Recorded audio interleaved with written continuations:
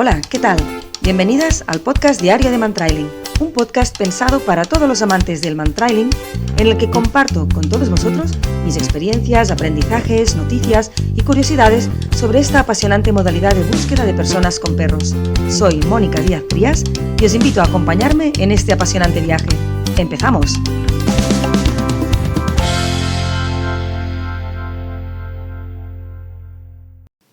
Hola, ¿qué tal? Muchas gracias por estar de nuevo aquí con nosotros en Diario de Mantrailing. El tema del que hablaremos hoy es un tema muy interesante, como todo lo que rodea el mantrailing. Todo es interesante. Evaluaciones, certificaciones, pruebas de nivel, etcétera, etcétera. Todo este mundo tan apasionante y tan interesante del ponerse a prueba, ¿no? Que vendría a ser un poco esto lo que significa esto de las evaluaciones, etcétera, etcétera. Bien, lo primero que tendríamos que hacer en este caso es dividirnos, los que practicamos mantrailing, entre las personas que son operativas o que quieren ser operativas y trabajar con sus binomios, con sus perros, o las personas que lo hacen por un motivo pues, más lúdico, deportivo, terapéutico, etcétera, etcétera. Porque en este caso sí que varían un poco las cosas. Hablamos primero un poquito del tema operativo y luego ya entraremos en el tema lúdico, deportivo, etcétera, etcétera, ¿de acuerdo? O terapéutico incluso. El mundo del perro de mantrailing a nivel operativo es tan grande, yo creo, como países hay en el mundo, porque la legislación varía en cada país en función de quién tiene las competencias para ir a búsquedas, ¿no? Al mismo tiempo hay que dividir un poco, separar los que son policías con lo que es búsqueda y rescate a nivel pues, bomberos, grupos de voluntarios, etcétera. Porque también el tipo de trabajo que suelen hacer es un poco distinto, ¿no? La policía va a buscar personas pues, delincuentes, etcétera, y normalmente trabaja siempre en trails más frescos, porque bueno, tienen una activación absolutamente inmediata, y todo lo que ya es búsqueda y rescate, pues trabajan con antigüedades, las activaciones son más tardías, etcétera, etcétera, ¿no? Tienen que entrenar los trails con antigüedad, en fin, varía un poquito el objetivo, ¿no? Cuando se preparan estos binomios de mantrailing, sobre todo no tanto quizás el objetivo, sino como el enfoque principal del entrenamiento, ¿no? La policía, pues su enfoque es pues, a trails frescos en todo tipo de entornos. Esto lo puedo decir porque yo trabajo con mucha policías de Austria, de Croacia, de Suiza, de Hungría y de Andorra, y bueno, esto es lo que hacen ellos, no trails más frescos. Entonces, cuando hablamos de estas personas que realmente van a trabajar con su perro de mantrailing, van a buscar personas perdidas, desaparecidas o delincuentes, sí que es importante que haya como un baremo que evalúe, digamos, su nivel de competencia, su capacidad, ¿no? Como binomio, porque, bueno, si no, esto sería jauja, ¿no? Podría cualquiera ir a una búsqueda. Entonces, la cuestión es que en países, por ejemplo, donde está muy implementado como Estados Unidos, esto pues está bastante regulado por estados, porque cada estado yo creo que también tiene su normativa, pero está regulado, ¿no? Y hay unos organismos que son de los estados, pero también interestatales dentro de los estados de Estados Unidos, que pueden evaluar a binomios de mantrailing, ¿no? Entes o organismos de demostrada fiabilidad y seriedad, ¿no? Que la gente los toma como baremos, ¿no? Y consideran que las evaluaciones que realizan pues son de calidad, digamos, ¿no? Son fieles, o sea, el resultado es fiel a la realidad del binomio. Entonces, según el país, ya os he comentado, esto varía. Hay países como, por ejemplo, Austria o Alemania, no sé si todos los lands alemanes o no, pero allí, por ejemplo, la Cruz Roja también van a entrenar y tienen, luego hablaré de esto, tienen unas evaluaciones muy, al menos en el norte de Austria, muy severas, entonces de muy alto nivel. Entonces, en estos sitios, en estos países donde esto es así, los binomios tienen que irse evaluando, ¿no? Para poder ir a búsquedas. Y esto, bueno, yo creo que para mí es la panacea, es lo que debería ser en todas partes, ¿no? Que los binomios pasaran unas evaluaciones, unas certificaciones por un organismo de probada seriedad, digamos, y esto pues se tuviera que renovar cada 2 años, etcétera, etcétera, ¿no? Para asegurarnos de que el binomio sigue trabajando al mismo nivel, ¿no? y podemos, con toda la confianza del mundo, pedirle que contribuya en una búsqueda de una persona, ¿vale? Entonces, nosotros en el INBTI tenemos una evaluación una certificación que se hace a cualquier binomio que lo pidan. No es necesario ser miembro del INBTI o nada. Simplemente se contacta con alguien, con un evaluador o así, y se le pide pues, que evalúe algunos binomios.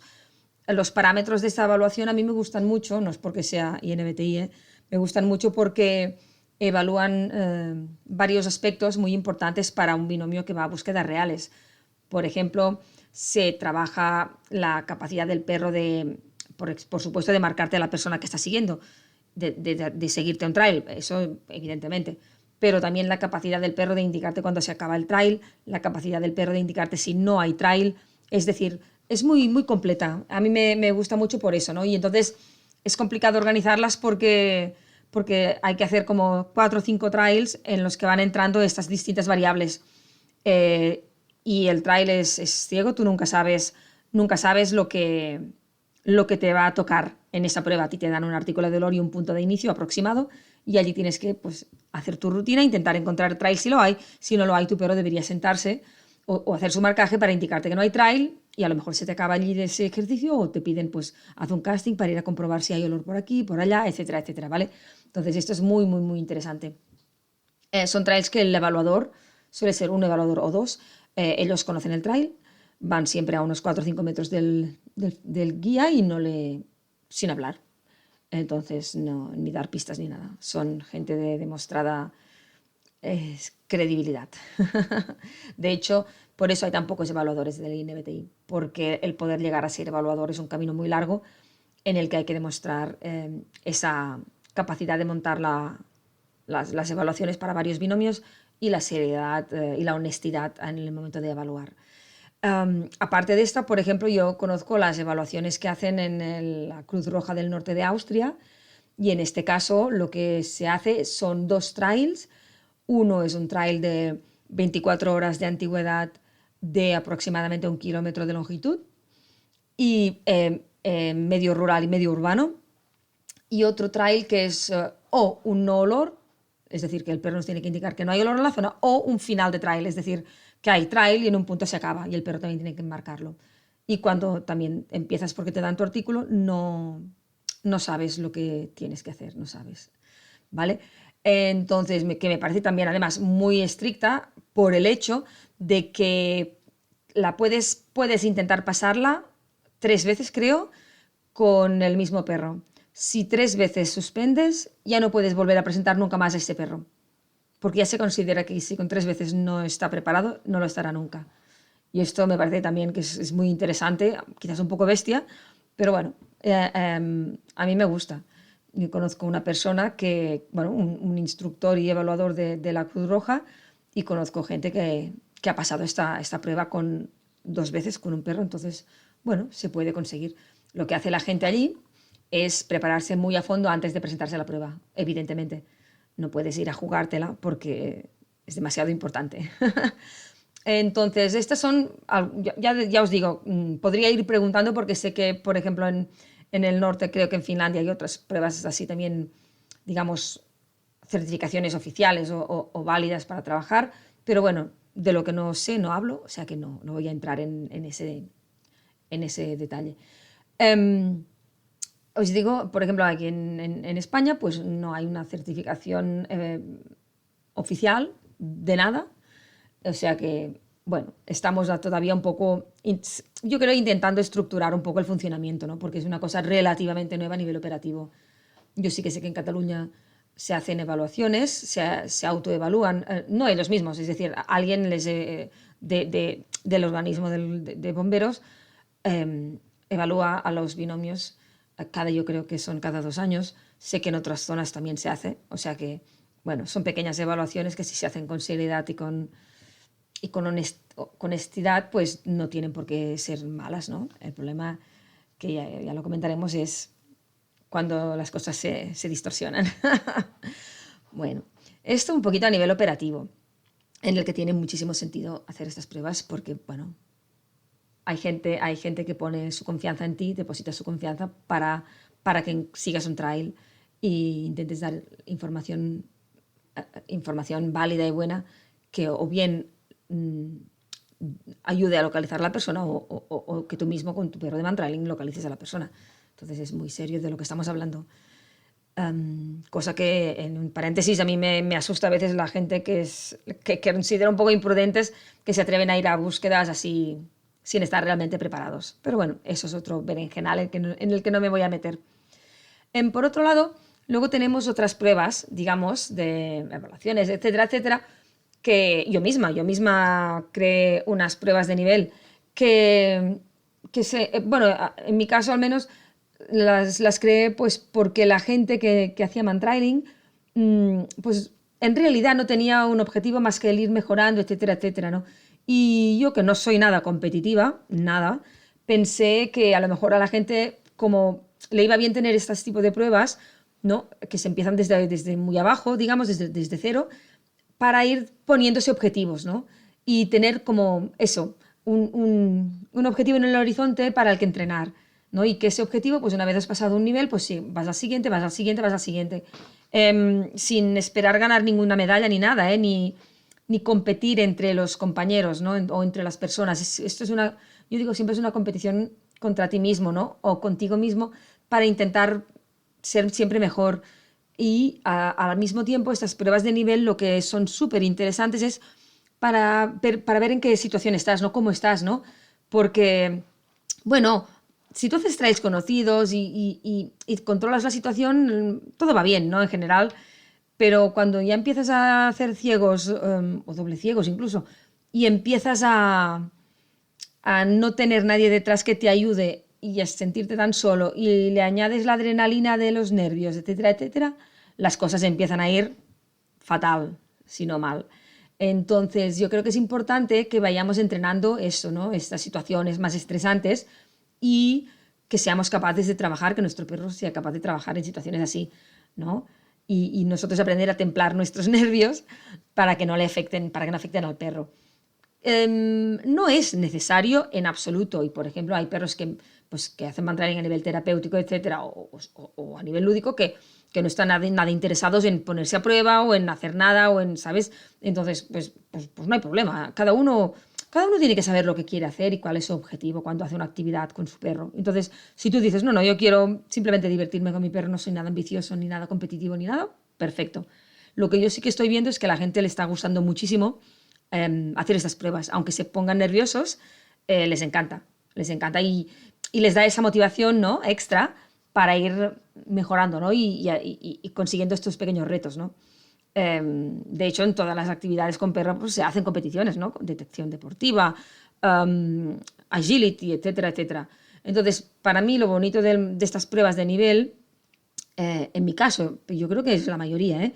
No, es que no hacemos un primero, segundo, tercero, no hacemos podium, simplemente hacemos trials. Entonces, cada uno pues hace su trial con unos parámetros que él evidentemente conoce con anterioridad y que tiene que haber entrenado, hace su prueba de nivel y apto o no apto. Entonces, en este sentido, las pruebas que yo propuse y que yo hago, no hay ni siquiera puntuaciones. Hay un apto o no apto y hay unas valoraciones, ¿no? Se valoran unos parámetros y sí, claro, obviamente si todo va mal es que no llegarás al figurante, entonces ya serás no apto. Entonces no buscamos las puntuaciones, porque las puntuaciones es ya lo que nos pone un poquito en competición con otros, ¿no? ¿Tú qué has sacado? Yo un 90, pues yo un 85. Entonces para mí es más importante que el binomio cumpla unas normas, ¿no? Y ya está, hay un reglamento. Quien se presenta a una prueba se le lee el reglamento antes en voz alta, al menos el apartado que le toca según su prueba de nivel, y la persona tiene que estar de acuerdo en aceptar el reglamento. Entonces, eso sí que para mí es importante. Y ya te digo, yo las pensé por este motivo y son pruebas muy completas porque están divididas bueno, hay un nivel base que se hace con motivación de inicio retardado, simplemente para que todo el mundo pueda empezar, ¿no? Esta rueda, ¿no? Y simplemente consta de una decisión o un cruce, un ángulo, etcétera. O sea que bueno, es para ponernos ya en situación y luego ya se va creciendo, ¿no? Y en lo que sí que yo he incorporado en estas evaluaciones es pues, que en uno de los niveles el figurante está caminando, en otro de los niveles el figurante no está al final, es una recogida de vehículos, un final de trail. En otras evaluaciones hay que empezar con un casting, entonces la antigüedad de los trails también va aumentando, el nivel 2 es de 3 a 6 horas, el nivel 3 es ya de 12 horas, entonces vamos aumentando los parámetros poquito a poquito, ¿no? Y esto está gustando mucho por ese sentido, ¿no? Que se puede ir uno entrenando cositas poquito a poquito y ir viendo cómo va. Y si no es apto, porque no le ha ido bien el trail o no ha podido salir o se ha perdido y no ha sabido leer al perro, pues hacemos una reflexión, repasamos, comentamos, digamos, cuando hemos dado la prueba por finalizada, y le damos al guía la posibilidad de finalizar ya más relajado, que muchas veces simplemente cuando el guía ya sabe que ya es no apto, si puede acabar la prueba, se relajan y el perro ya vuelve a ir solo, si no, nosotros ya le ayudamos un poquitín, ¿vale? Entonces, y siempre cuando los perros acaban, todos los perros tienen derecho, si lo quieren, a hacer un intensity después, ¿vale? Entonces, estas son las pequeñas cosas que quizás son distintas a otro tipo de pruebas de nivel que se hacen. Pero bueno, que si alguien tiene curiosidad, yo le envío el PDF con el reglamento y ya está. Sé que hay otras pruebas que pues funcionan un poco distinto, pero yo siempre digo a la gente, podéis hacer las pruebas que os dé la gana y que os apetezca, vosotros leéis el reglamento bueno, si aceptáis el reglamento, pues adelante. Sé que hay pruebas que son más en entorno rural, las nuestras son casi todas en urbano y mixto también, es decir, que hay unos niveles en los que solo es urbano, otros niveles que es urbano y mixto, digamos, porque cada vez nos acercamos más a la realidad, ¿no? Estas pruebas, de hecho, están inspiradas en las pruebas del INBTI, por eso hay estos parámetros del final de trail que también están incluidos, digamos, en uno de los niveles. Y ya está. Yo sé que hubo un momento en que se hacían algunas competiciones, etcétera, y no es que yo esté en contra de las competiciones, eso lo faltaría. Pero bueno, yo no, yo prefiero hacerlo así, que cada uno compita consigo mismo, ¿no? Y se ponga sus propios retos y trabaje durante el tiempo que está entrenando, pues trabaje esos objetivos, ¿no? Que quiere. Y bueno, eso es lo que a mí me gusta. Un aspecto que también quizás es importante y que me gusta comentarlo aquí, aprovechando, es que hay muchas pruebas de nivel o evaluaciones, etcétera, que se hacen en doble ciego, ¿no? Y está súper bien, ¿eh? Para mí está muy bien. Y sé que en otros países y aquí en España se hacen, entonces me parece muy bien. Las pruebas de nivel que hago yo no son en doble ciego, son en ciego. Son en ciego, tenemos una cámara, un vídeo, grabamos todas las pruebas y además también las hacemos con la app para que no haya confusiones, ni líos, ni nada, ¿no? Porque como son con objetivo de aprender, entonces lo que queremos es pues, que el guía a posteriori pueda analizar lo que ha pasado, ¿no? O si tiene dudas, incluso nosotros, pues mira, comentarle cómo lo hemos visto y cómo ha ido. Entonces, la cuestión de hacerlas en ciego o en doble ciego es que yo he visto muchas cosas por el mundo, muchas, muchas. Y tú te dicen que es un ciego, pero de repente los instructores o el evaluador se para en una esquina y entonces ya te está indicando que en ese cruce tienes que cambiar de dirección. O sea, la posibilidad de influir es enorme. Y a veces te dicen, sí, sí, son en doble ciego, y en realidad no son en doble ciego porque hay alguien que sabe el trail.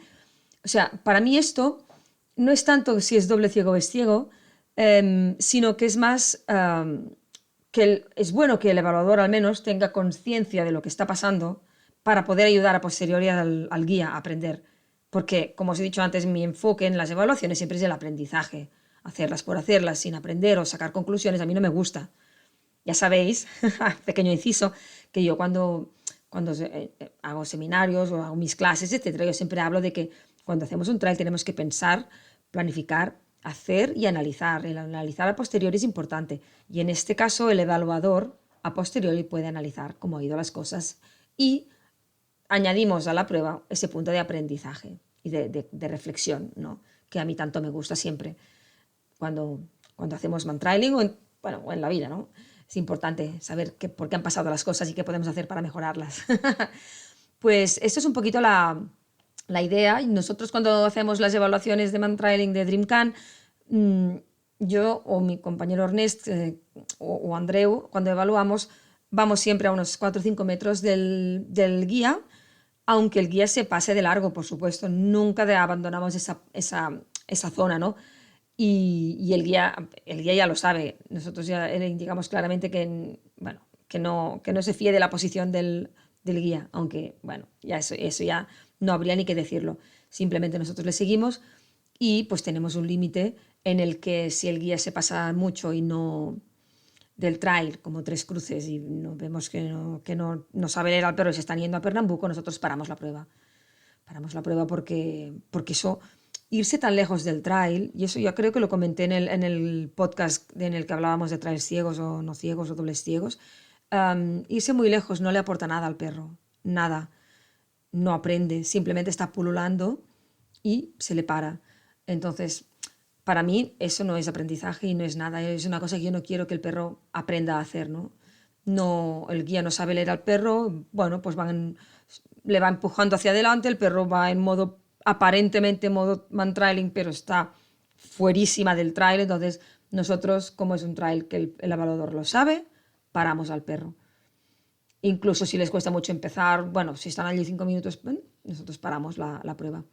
Sí, es decir, que el hecho de conocer el trail también te permite, cuando ves que realmente las cosas se están complicando muchísimo, puedas parar al binomio.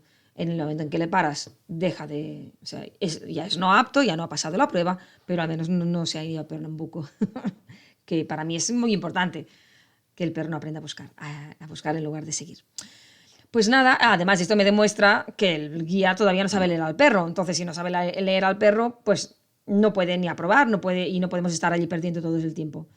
Se le para, se hace la reflexión y el guía toma nota de que tiene que seguir intentando aprender a leer a su perro. Bueno, pues nada, esta ha sido mi pincelada sobre las pruebas de nivel, o evaluaciones o certificaciones, como queráis llamarlas. Entonces, os animo a que si tenéis la posibilidad y os apetece, lo hagáis. Lo pongáis en práctica, os presentáis a cualquier evaluación, pedís el reglamento, entrenáis para ello y siempre es divertido. Siempre, si te lo tomas de manera positiva y para aprender, como yo insisto siempre a la gente, pues siempre es divertido ponerse a prueba y medir, saber cómo estamos, ¿no? En una cosa que es lo más parecido, entre comillas, a una situación real, aunque no lo es, evidentemente, pero bueno, las personas que no tienen la oportunidad de ir a búsquedas o que quieren entrenarse para ir a búsquedas, yo creo que necesitan hacer este tipo de pruebas para ponerse realmente en situación a nivel estrés, adrenalina, ¿sabes? Porque aunque haya un evaluador detrás, bueno, de hecho no, aunque haya no, porque por el hecho de que hay un evaluador detrás que está con una carpetita en silencio tomando nota de cositas, eso ya te pone unos nervios que, bueno, a lo mejor en una búsqueda real serían pues el policía que te acompaña o los familiares, ¿no? El peso de esta responsabilidad tan grande, ¿no? Ya os digo, sin compararlo en absoluto porque no tiene comparación, ¿eh? Pero bueno, es lo más cercano que pueden estar las personas que no van a ser operativas de imaginarse lo que es ser operativo, ¿no? Pues nada, espero que os haya interesado este podcast, a seguir entrenando a tope y a disfrutar sobre todo mucho con vuestros perros. Hasta la próxima.